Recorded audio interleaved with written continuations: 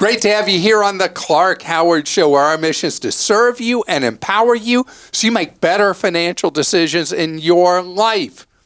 There are some new changes to saving for your future that go into effect this year and next year. And I want to hit you with some of the highlights now because they are the kind of things that in the noise of life, you don't even know they've happened or are happening. And later, there are new things for you to worry about with Apple, Zelle, PayPal, Cash App.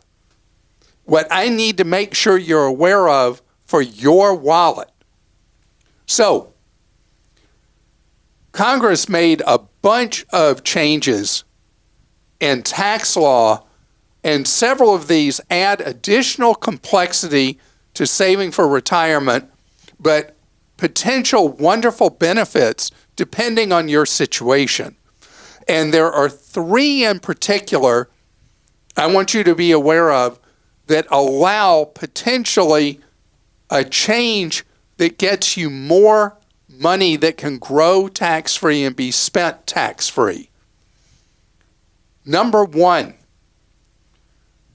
with an employer-sponsored 401k plan, if you go into the Roth version of the 401k, which for probably more than half of people, the Roth version of the 401k in your personal situation would be better than doing a traditional 401k. What I've always had to say is that the employer match goes traditional, meaning pre-tax. So what that means is that even if you're doing Roth 401k, which means the money you're putting in is after tax, it grows tax-free, it's spent tax-free. If you're fortunate enough to work for an employer that has an employer match, the match automatically goes traditional, meaning that you've not paid tax on it, and whatever's in that and the growth it would have over the decades, everything in that is taxable, which is not the end of the world because remember, it's free money, the employer gave it to you. But now you have an option under the law that basically nobody knows about. I saw it in Barron's, and nobody but pointy-headed people like me read Barron's. You can put money in your 401k in the Roth. The employer match that normally would automatically go traditional, you have an option to elect that be additional Roth money and pay the tax on the free money the employer gave you up front. Who should look at doing this? People who are moderate income earners. If you're not earning big money, you're in likely a very low federal tax bracket, and the benefit to you of paying the tax on the free money from the employer and the employer match so that it is Roth all through your life and you spend it tax-free later in your life is such a big advantage that it's something that you should consider, again, if you are a more modest earner. It means you're going to have to come up with the tax money, but you're likely at a very favorable tax rate, maybe 10%, paying the tax today, knowing you never have to pay tax on that money again, and over the decades how much it'll grow, that's an advantage. Now, something else I talk about a lot, SEPs. A SEP is Employer Retirement Plan for Small Business. And then there's something called the Simple, also for small business. Those were always traditional only, meaning you got an upfront tax benefit, but everything in the account was taxed later in your life. Now you have the same Roth option available for you as an employer if you want to offer a SEP or a Simple, or really you're the one who gets more benefit from those plans than anybody else. If you want to have Roth money instead of all money that will be taxable later in life, you now have that option. Now, the third thing doesn't go into effect till next year, and it solves a dilemma. There's about 65% chance that a child is going to go to college. It's about 2/3, somewhere more or less. So that's always been a brake on people contributing to what are known as 529 plans. Well, starting next year, you can contribute to a 529 plan for your child, which grows tax-free and is spent tax-free for eligible college expenses, and in many states has an additional benefit, a tax deduction on state taxes. So you get something as great with a 529 as you do with an HSA, which I've always said is the greatest savings plan there is, because you get an upfront deduction and then you get tax-free growth, tax-free spending. Well, now a 529, which has many of those same characteristics, if your kid is one of the 1 in 3, let's say, who doesn't go to college, you're able to convert that starting next year into a Roth IRA for them. So it is never taxed. And you know how I'll tell people, you can't do a Roth for a kid till they're working. Well, now it means you can basically do a Roth in a backdoor way starting at the time of a kid's birth. Can you imagine how much the money would be worth down the road? It's capped at $35,000 that you can do this with under the law starting next year. But what an incredible deal to be able to put that money in, have it be used for education, or have it be used for a retirement account.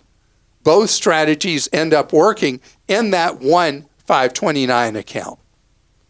I'm a little excited about accounts that you don't pay tax, aren't I? Yeah, pretty awesome. Share what I'm like around tax day. Oh, well, you're never really grumpy. But nobody wants to be around me on tax day. You might be a little stressed. It's okay. A little stressed? I'd say it's the one time a year that my stress level is irrationally high, is when I have to pay whatever amount of additional tax I have to pay around tax day. No, I'm never lucky enough to get the reverse, a refund. It's always how much the additional tax will be, which is actually a good problem to have. Okay, Rob in California says, I'm curious to hear your thoughts on financial summary services like Mint.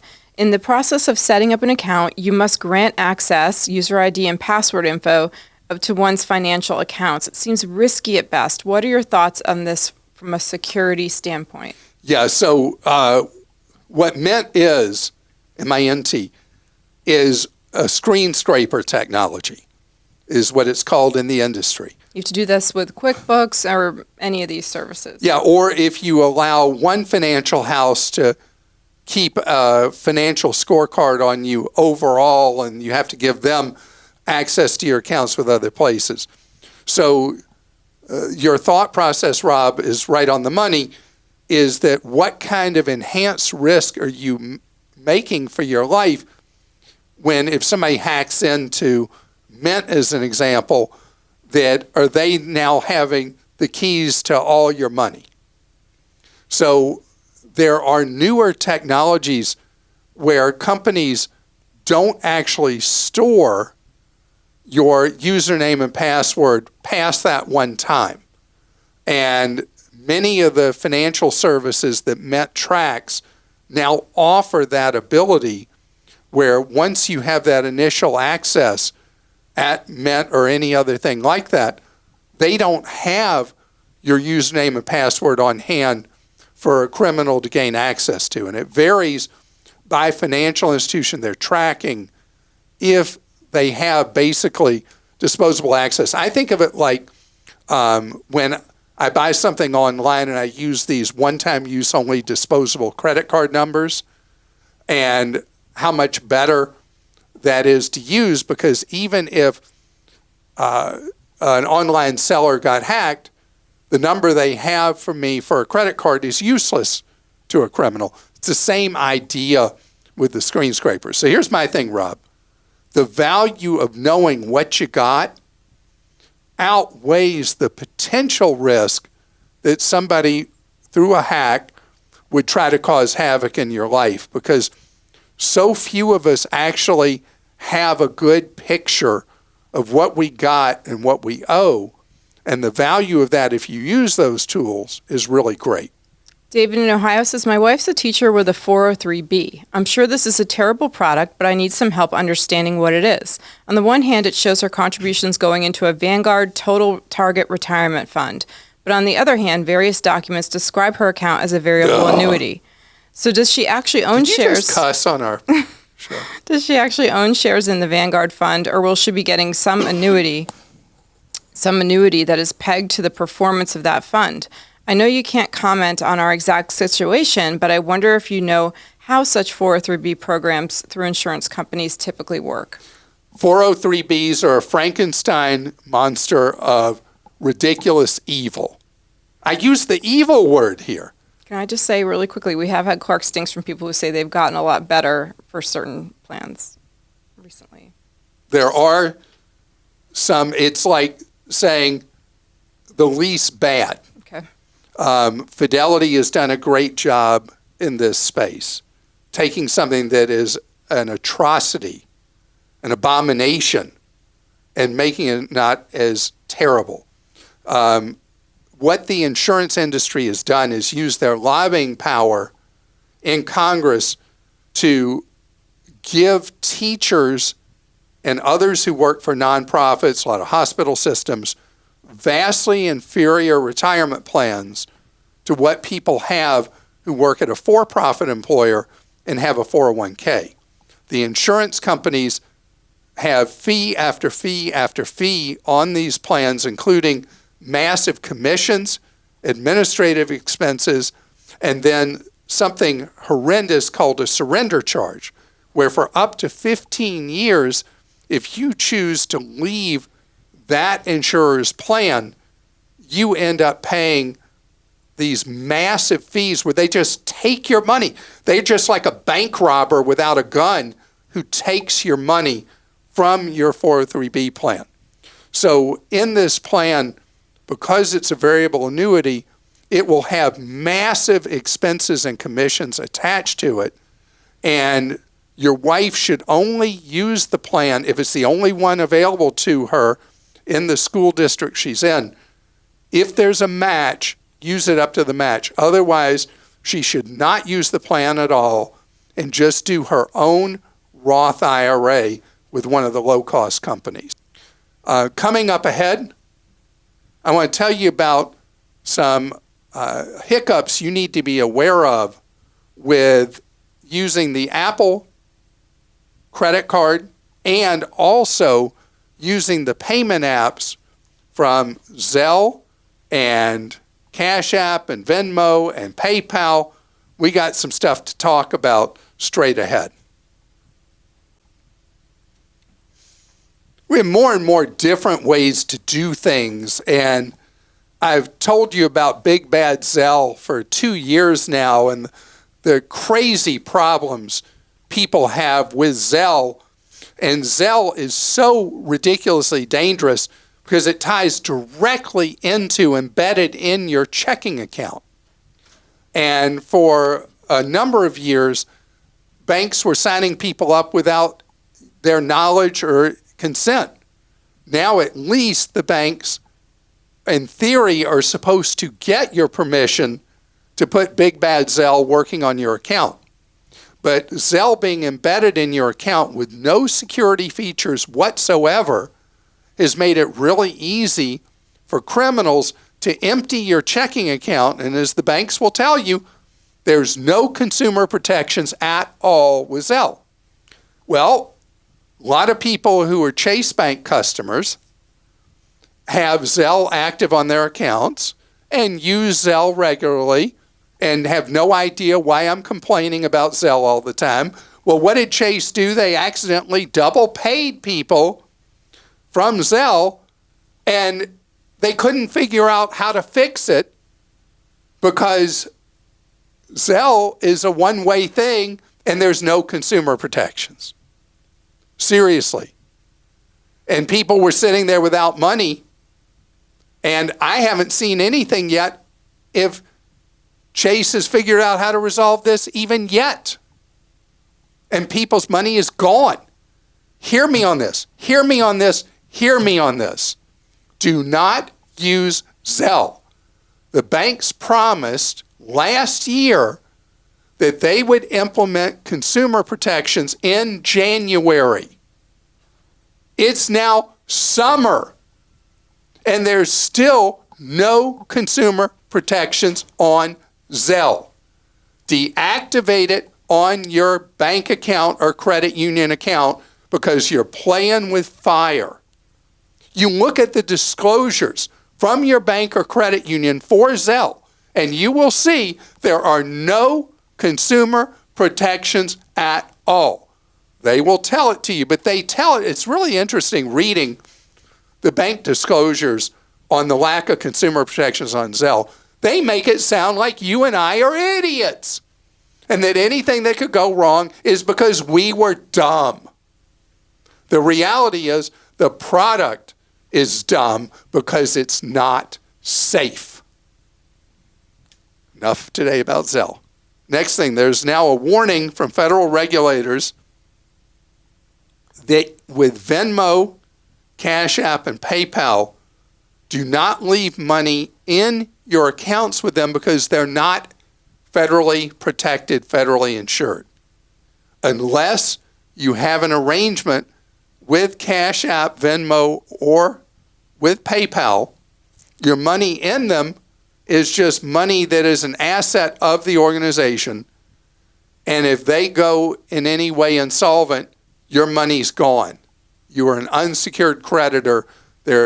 Unless they specifically work with an FDIC-insured bank or an NCUA-insured credit union, your money is just out there like you just left bills sitting in your windowsill. So be aware of that you don't just leave money sitting there with any of them. Now, Apple. Think about everything we're talking about here. The theme today is modern electronic finance. Apple has done a great thing with the online savings accounts that pay a wonderful rate of interest, far, far more than traditional banks pay on FDIC-insured savings accounts. But Apple's having teething problems with the savings accounts. And there are multiple media reports, including the most thorough I read was in the Wall Street Journal, where people who have money in the Apple savings accounts, when they need the money, are having trouble getting it. Money's going missing, money's going lost, money's going into suspended animation, and Apple will get this fixed. But right now, here's what I want you to know. If you have money you're putting in an Apple savings account, until I can give you an all clear,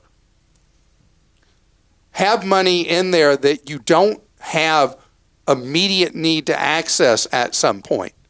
You know, a lot of times people will put money in a good interest-bearing account that they move back and forth at will from a transaction account like a checking account into the savings account, back. And that's usually a flawless thing, usually, that typically takes, depending on the companies you're involved with, typically a day for that money to move. Right now, what's happening with the teething problems of Apple is that, and this is not evil intent, it's just a mess up. The money is taking a long time in some cases to move, and the money's going missing in some cases. It will get fixed, but in the meantime, that's not the account to use for money you have the possible need for immediate access. Like, let's say you're storing money there for a down payment on a house you're doing or something like that. Not a good idea. until Apple fixes these problems, or Apple's vendor fixes these problems. Christa? Todd in Florida says Clark is vehemently against Zelle for good reason, but if I treat it like Venmo or Cash App and have it linked to a throwaway checking account, i.e. separate from my main account and at another institution like Venmo is, would that be an okay way to use it? I'm not a huge fan of Zelle, but a couple of family members have it anyway, so it would be an easier way to send money. Yeah, and that would be fine, because you're not going to have a lot of money in there. I have my oldest brother continues to try to send me money he owes me on Zelle every time he forgets. And I say, Gary, I'm not accepting this money. I'm never accepting this money, because that means I have to activate Zelle, and I'm not doing it, and you should stop doing it. And so then he sends me money electronically otherwise. But in your case, what you're thinking of doing, Todd, with a completely separate convenience account just to use Zelle for the family members who haven't learned yet the dangers of Zelle, that's a good thing to do, smart thing to do. Jeff in Alaska says, should I transfer money out of my bank account into my PayPal account? PayPal is currently offering 4.15% on balance in an account. Is this too risky? And what about FDIC insurance? So as long as it's in the PayPal account that has access to FDIC insurance, going back to what I talked about just a couple of minutes ago, you're fine. And you got the 4.15%. Now, you can go to bankrate.com and look at savings rates, go past the ads and look at the list of all the best rates, and you'll see institutions that are paying higher than the 4.15%. But as long as they're FDIC insured. As long as you're in the PayPal account that is FDIC insured, you're good to go. And we actually keep a list of those accounts as well at Clark.com. So you can just go to Clark.com and find the high-paying accounts. Sorry, Christa. It's okay. I should have said that. Our team works really hard. I just want them to get recognition. Sarah in Georgia says, thank you, Clark and team. I listen to your podcast and receive your email newsletter. My dad is now a fan too after I sang your praises. Sometimes I swear you're listening to my conversations because your info is always timely and pertinent. I'm constantly sending your tips to my 25-year-old in hopes to turn her to the Clark side. Thanks again for helping so many be fiscally responsible. And I had to read that because I thought the Clark side, that's another one that someone's come up with. Yeah, we've been trying to come up with what's the pithy phrase for people that are really adopting Clark Smart kind of things with their money. And see, Clark Smart's what we used to use. Yeah. Well, I like Clark Smart too. That was the title of one of your books. And then Jeff in New Mexico says, I'd like to request that you cover a segment on Series EE savings bonds and what to do with them as they mature. Navigation would be very valuable. Yeah, so first of all, buying Series EEs, I don't recommend any more buying Series EE savings bonds. If you do buy savings bonds, you want to buy Series I or inflation adjusted, and Series I savings bonds come with two interest rates. One, a fixed rate for the life of the I bond plus the rate of inflation. So it's a real deal. Series EE, not an equivalent good deal. When EEs are done, when they've been through their 30 years, you cash them in. And if you have, there's a bunch of rules with it, but if you have a college student in your household, you can use Series EEs or Series Is to pay tax-free for college. It's almost like the savings bond equivalent of 529 college savings plans. And I wouldn't want you to wait the full 30 years if you had a college student in the family to use that money tax-free for the eligible college expenses. But again, there are a lot of tax rules involved in using the Series EEs or Is for college. But you cash them in, and normally at the end of the 30 years, you pay your tax, and then you can then take the money and do whatever you want to with it, invest it, put it in savings, buy new Series I savings bonds. Any of those things would be A-OK.